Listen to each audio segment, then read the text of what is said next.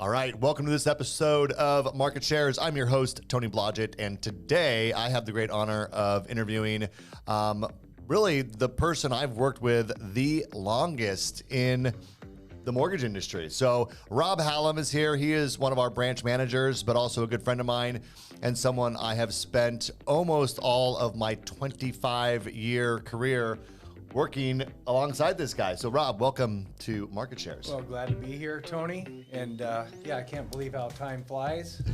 25 years. Wow. I know we were just talking before we got on camera. When I met him, I was younger than the amount of years I've now been in this mortgage industry. So time absolutely does fly. But you know what? I think it says a lot about both of our careers, you know, just the longevity that we have with the companies that we've worked for in the past. We stick together. We're a team. We're really like a family. And I think that really shines through when you look at the long-term relationships like the one that you and I have. So I'm super proud of that. And so let's talk about, you a little bit. The thing that I really like about Rob and the way that he runs his business is he is very steady, very consistent. He is the kind of manager that leads by example every single day. And I've watched this guy over the last 25 years, and his business is just consistent. And so I think that this is going to be a great interview and a great conversation because there's a lot of people who've been in the mortgage industry now for, only a couple of years. They haven't been through the same cycles that we've been through, and they're looking for ways of bringing that level of consistency to their business. So we're going to talk a little bit about that today, kind of what your business practices are, kind of how you run your mortgage practice and the things that you do that you think creates not just success, but long-term sustainable success, because that's really what I think about when I think about you and your career. But let's go back to the beginning. How did you get in the mortgage business? What industry, I know the answer to this, but what industry were you in before? And what do you think kind of gave you the skills and the disciplines necessary to be successful in this industry? And let's talk about what year it was and kind of what the market was like back then too.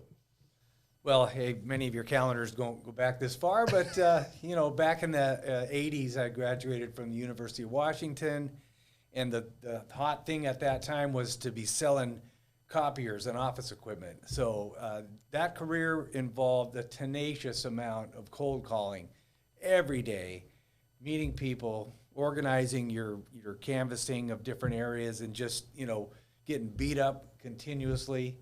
And I was introduced to the mortgage business by a real estate person who said, "You should see these guys, man. They've got cars that the doors open up on the side, and they're just, they're obviously making tons of money. I mean, you ought to take a look at this." And so that's kind of, I said, well, let's take a look at it. And so here we are now. There's so much in between, but yeah, that's what I did before. So what was, copier sales, man, that is a difficult business, and I have to imagine gave you a lot of the disciplines that it takes to make sales calls in this industry, right? Yeah, I mean, you're going to be rejected by the majority of people that you talk to, and that's okay. It's the ones that do, match up with your, personality or what you have to offer, are those the ones who are going to stay with you and build a career. So this begs the question: did you ever get the car with the doors that go up on the? I did not. No, you know me. Rob's very conservative, you guys. He still have the same car. No, just kidding. Just kidding. Oh, he probably does still have the same car. Awesome. All right. So copier sales kind of got you going. Talk about what was the market like back then? I mean, because we hear in the 80s interest rates were like crazy high. Is that what was going on when you got in, or? Well, we didn't know what high was then. It was like the rates were what they were, and there wasn't quite such an emphasis on that as, meeting with real estate people and gaining referral partners. Really, it was just a regiment of going out in the field every day, meeting real estate people, following up with them, following up with your leads, handing in your business, and doing again the next day. So show up every day, work hard, and things happened, Weird. and that's how it works. Yeah. Show up every day. Show up every day, work hard, and things happen. Yeah. So let's talk about, kind of back then versus where we're at today. I mean, if you want my opinion, and you would probably agree with me, I think a lot of the same practices, that got you started in this business, that got me started 25 years ago, I think they're still super relevant today. I mean, we can augment things with, social media posts. We can augment them with using video and kind of getting our brand out there a little bit, like Sure. what we're doing here right now. But at the end of the day, this business still comes back to building relationships with people, right? Exactly. I mean, hey, look, I'm wearing a tie, and I'm probably one of the last people that you'll see out there. But that's kind of like the old school in me of, just getting out there, and the original, mindset that we had when we got in the business, Tony, is the same today. I remember like when you were first starting in the business, where's Tony? Well, I know where he is. He's calling on those offices up north before he comes in on Monday morning, That's right. And, it's kind of you build that type of a mentality and a discipline, and today it works too. I mean, you could do the same thing as you did back in 1997 today and be very successful. Yeah. And of course we're doing social media. We have video, all those type of things that just kind of add to your presence, but do those old things and you're going to be successful. Yeah. Well, the other thing I've always really appreciated about Rob is your discipline around file quality, knowing your guidelines, really giving people great advice, and you're clean. Maybe talk a little bit about what you think the responsibility is for the loan officer in understanding guidelines and putting a loan file together, because I think even that over the last couple of years, it's gotten kind of sloppy for a lot of people. And now is the time to kind of bring all that in. So maybe talk about your philosophy around pre-qualifying a borrower, putting a file together, and kind of what that looks like. Well, I know we share, similar teachings in that area. And, I really feel that the initial interview with the borrower is a key. Okay. I think, yes, we can send them to a website, let them apply themselves, and then try to backtrack and figure out what's really there. But I think that, the act of building rapport is also happening during that time. And for you to be able to ask the right questions to, break down the income, we know what real income is. The borrower may have good intentions, but they don't really know. Right. And ask them, how's your credit?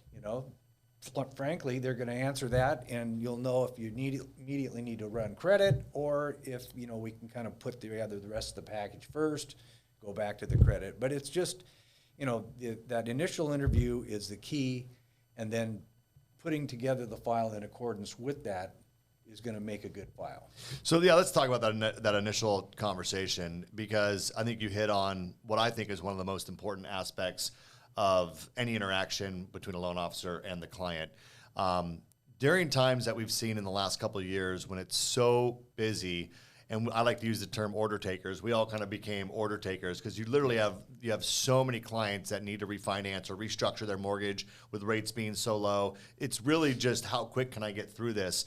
But really, it's that initial consultation with the borrower to understand what are they trying to accomplish, do they have the means to accomplish what they're doing, and then also to give them advice on the best way, given all of what you know about their situation, how they should structure their mortgage. And you need to do that before they make application. And I think this is a lost art, but here's someone 30 plus years in the business. Are you pushing like 40 years in the business? Yeah, pushing it, but not quite. But it's hard to believe, I know. But someone with that much experience under your belt, I do the same thing, and I see so many loan officers even today that skip that step. Anyone that I've coached, anyone who's watching this, who's been coached by me, know that I really hone in on that initial consultation, that initial conversation with the borrower. And then, like Rob said, and Rob's very detailed. He puts his files together. He thinks of every document that you're going to need from that borrower before you ever turn that file in. Don't let underwriters ask you for stuff. Be proactive and put the file together, right? Anticipate, and dominate pretty much. And I think that, a lot of people don't want to spend that intense amount of time at the beginning. But truly, if you set the file up properly and hand it off, it'll take care of itself. You may have to step in at crucial points, but I think if you invest that time up front, put together a quality file, hand it off to your assistant, your production assistant, the team that we have at New American, the amazing support staff, go out and get another transaction, really. So you invest some time, hand it off, instead of being intermittently working through problems all the way through the file. Well, here's the other thing that I think happens when you spend more time with the borrower up front during that consultation, and I don't think people think about this, is that if I'm just going to get my client on the phone, have a 2-minute conversation, and send them to a website, well, what's going to keep them from going to any other website? I mean, some of our biggest competitors, the largest lender in America, is an online lender that you can just go to their website and they advertise, hey, push button, get mortgage, right? So what happens is when you spend that much time with the client up front, now they're invested in the workflow that you're doing for them, and it does change their behavior. Not that you don't want them to shop around, and they should, it's the biggest financial decision they're going to make. They should look around and feel confident that they're working with a reputable company, that they're getting a competitive interest rate, all that stuff. But when they invest the time in both conversation and talking through deal structure, they now have a vested interest in the working relationship. And there's something reciprocal about them feeling like you've already committed time to their file. And this is not talked about much, I don't think, in the mortgage space, but this type of file flow, this type of process with a borrower really endears them to you because you're putting the work in up front. And they feel that. I mean, think about it. If you're the client and you're buying anything, when someone takes the time to get to know what you need and help you find the right solution, you want to work with them, assuming that, they're reputable and they're giving you a fair, competitive deal, right? Exactly.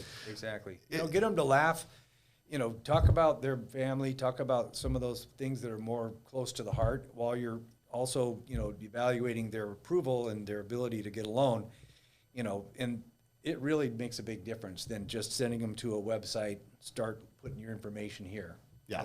It's all a whole thought process of getting to know your client, and they're not going to be, shopping on you.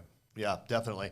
Well, so speaking of clients, I mean, I have to imagine with this many years in the business, you have quite a database of past clients. What do how do you stay in touch with your past clients, when there's opportunities to refinance? What's your process around just keeping relationship with the people that you've done business with in the past? Well, it's actually, New American, we both know, has an incredible platform of, and when I came aboard here 8 years ago, I'm still having the company send marketing materials at crucial points during the year. Okay, so I'm right there in front of them. All of our clients receive a mortgage statement. I'm on it. The real estate partner's on there. When the rates are down and they're hearing that, it's time to refinance, if I've done my job, they're calling me. Right. So, that's a basic thing that we offer here that has been amazing. The marketing, it's second to none. There's other things that we can do to be more proactive with HomeBot and different strategies that we might have. Getting on the phone and calling a past client can be an amazing experience, and I do that with regularity. Just call, a past client who I maybe recall some personal things about, could have been 5 years ago, give them a call. They're never unhappy to hear from you. Yeah. They always enjoy hearing from you. So. Well, I've talked about on this podcast, annual reviews. To me, that's a very structured cadence in which you can follow up with your clients. But I think you're absolutely right. I've talked to some loan officers who feel like, gosh, what would I have to say to my client? I just gave them a 3.25, or a 2.75 interest rate last year. They don't need to hear from me. And, I can easily tell you 5 to 10 things that could be going on in that person's life where they may need advice from a loan officer, or they may need to tap into their equity, or they may need a home equity line of credit, or debt consolidation, or marriage, or divorce, or death, or, lots of things happen in people's lives, and we need to continue to be part of that. So I know I've seen you do that in your business, and it's part of the reason why you're so consistent. Let's talk about referral partners. I got to imagine you have some really deep, long relationships with people who refer you business. Talk a little bit just about maintaining and developing long-term partnerships with real estate agents and other people who have the ability to refer your business, and how important has that been to your success? Oh, long-term referral partners are everything really in a business like we have, Tony. It's I haven't really put myself into the social world of my referral partners, sort of by choice, because I want to be that expert involved. But we have a lot of laughs, don't get me wrong. But I think that, I kind of separate the business from the social part for me. Some loan officers go out, happy hours and all kinds of things, vacations with their, real estate and mortgage people. But, I've kind of kept that as a professional, basis, and always add humor and just do a great job. If something's not right, they want to know, and you want to not be afraid to tell them, we got a little problem. We might have a delay. Here's what I'm doing about it. We're going to get through it. Right. And they know that. So, they just continue to come back. And boy, do they have a lot of choices, and you just have to maintain that integrity, no matter whether it's good or bad news. Always be straightforward. They're going to come back. Yeah. And that's how it works in the long run. You bring something up that I haven't really thought about in a long time, but it's kind of what I did too. I was friendly. I would consider my referral partners, the realtors I work with, they were friends of mine. But they weren't like my buddies that I went and hung out with on the weekends or, Sure. like you said, went to happy hour with. And I think that, it's important to think about as you're building your business as a loan officer, what do you want that relationship to be with your referral partners? And it's not that you don't want to be friends with them or buddies with them or whatever, but to me, it goes back to, like you said, a level of professionalism. You want to be the professional. You also want to be referable. And here's the thing about, how you conduct yourself professionally out in the field, in the business world with referral partners. They want to know that you're going to conduct yourself the way that they're seeing you interact with them, right? So they're like, if I know that you're always professional with me, I know you're going to be professional with my clients.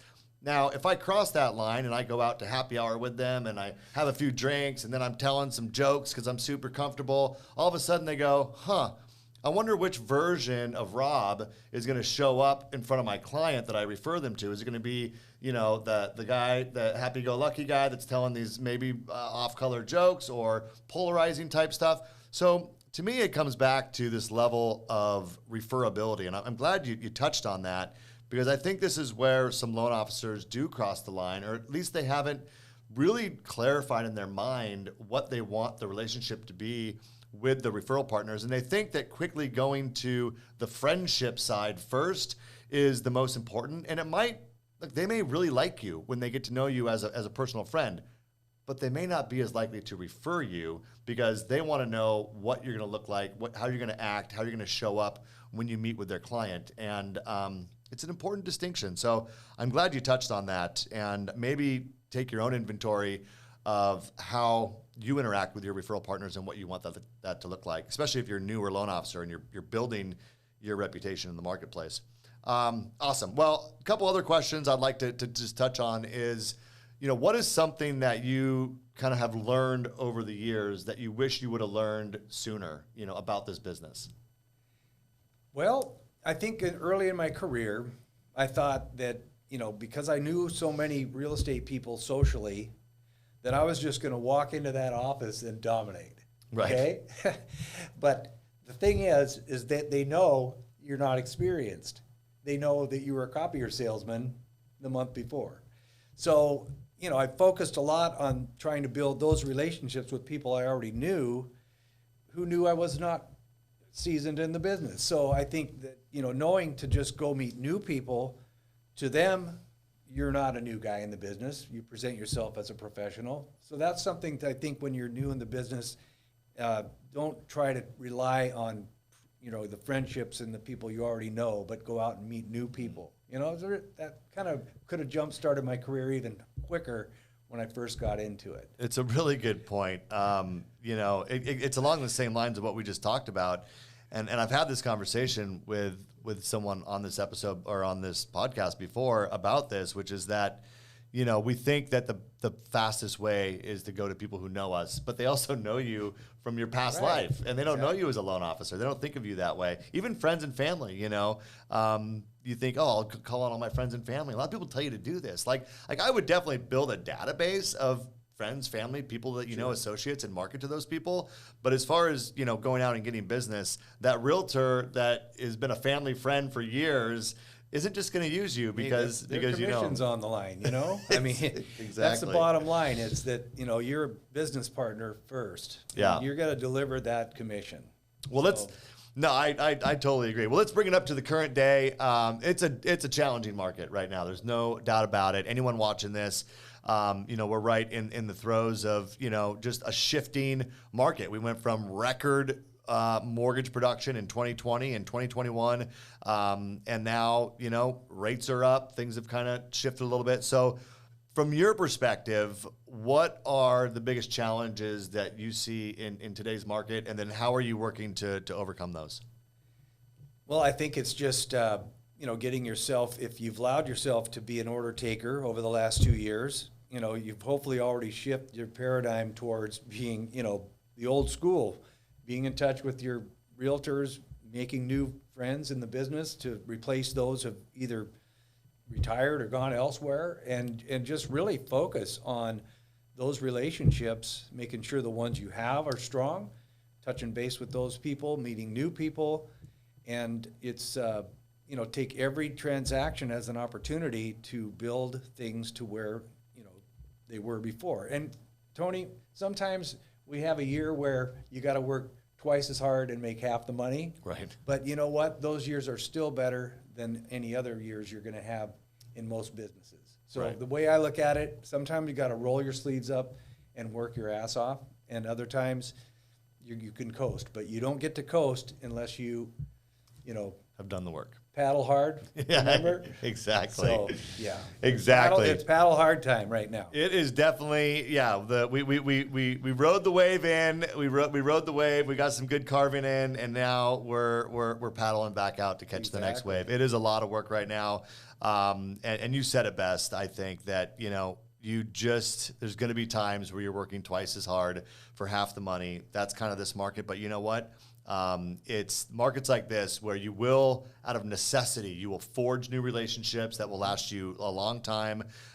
You will learn to budget your money. You will learn to be a lot more appreciative for when the good times come. So, you know, we're in this transitional season. It's a difficult market, but you know what? Like you said, I used to drive a truck for a living before I did this. I'd much rather take a bad year in the mortgage business than driving a truck and delivering magazines, you know, or copier sales for that matter, right? Yep. Yeah. like a bad year of mortgage business is like a good year for most other people, you know. So I think we just have to embrace this industry and know that, you know, we have the ability to decide ourselves if we're going to go hard. And I think this is that time. Absolutely. Well, Rob, it's been a pleasure having you on. This is a great conversation, and I'm so appreciative for our friendship and the amount of years that we have worked together. You're a great leader, and you know, it's just been a privilege to share. Well, all but like 1 year of our careers, we've worked together. So thank you for that. Thank you for your support and friendship. It's been great, and looking forward to more years to come. Awesome. Well, you guys, hope you enjoyed this episode. If you like this content, please like and subscribe. We are trying to grow market shares. This should be a national brand that everyone watches. So share it with your friends. But if nothing else, just subscribe so that you see the episodes. They come out every Friday at 10 o'clock. And thanks for taking the time to invest and watch this. I hope you took away some nuggets. And until next time, take care. Bye for now.